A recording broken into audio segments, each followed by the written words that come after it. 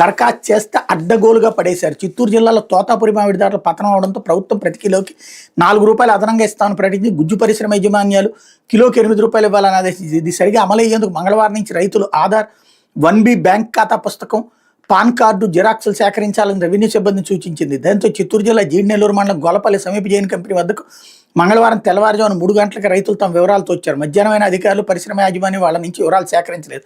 చివరికి రైతులే దరఖాస్తులు సేకరించి యాజమాన్యానికి ఇచ్చారు. బుధవారం ఉదయం టోకెన్లు తీసుకునేందుకు రైతులు పరిశ్రమ వద్దకు వెళ్ళగా తమ దరఖాస్తులు రోడ్డుపైన కనిపించాయి. 350 దరఖాస్తులు తీసుకుని మిగిలిన బయటపడేసినట్టు తెలిసి రైతులు ఆగ్రహం వ్యక్తం చేశారు. పడేసిన దరఖాస్తులు తమది ఉందా అని వెతుకుతూ కనిపించారు అన్నటువంటి. ఇది ఎంత నీచం, ఎంత నికృష్టం. ఇదే జగన్ టైంలో జరుగుంటే జగన్ చెప్తే ఇది జరిగేది. రైతులంటే ఎంత చులకన, రైతులంటే ఎంత అహంకారం అని ఫ్రంట్ పేజీ బ్యానర్ పెట్టేవాళ్ళు. ఇక్కడ అధికారం ఒక్కళ్ళు లేడట, ఆ కంపెనీ వాడు పట్టించుకోలేదట, ఆ అప్లికేషన్ అని బయట పారేశారట. ఇది ఒక ఫోటో వార్త కిందకి రాసుకొచ్చారు. అది కూడా అర్థం కాని ఒక చిన్న టైటిల్తో ఆదుకుంటారని దరఖాస్తు. అసలు ఆదుకుంటానని చెప్పిన ప్రభుత్వం మోసం చేసినట్టు కదా. అక్కడ అధికారులు లేరంటే అంటే రైతులకు అన్యాయం చేసింది ఎవరప్పుడు? ప్రభుత్వమే అవుతుంది కదా. బాబు గారు మాట చెప్తే కిందోళ్ళు చేయలేదంటే సస్పెండ్ చేయాలి, లేకపోతే డిస్మిస్ చేసి అవతల పడేయాలి.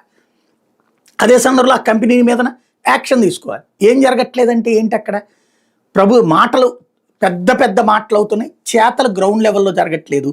అది కదా ఆలోచించాల్సింది. బట్ ఇక్కడ దాన్ని వార్తని చంపేశాం. ఇక్కడ జర్నలిజపు విలువని చంపేశాం, జర్నలిజం స్పిరిట్ని చంపేశాం. లేకపోతే ఎరువుల తయారీదారు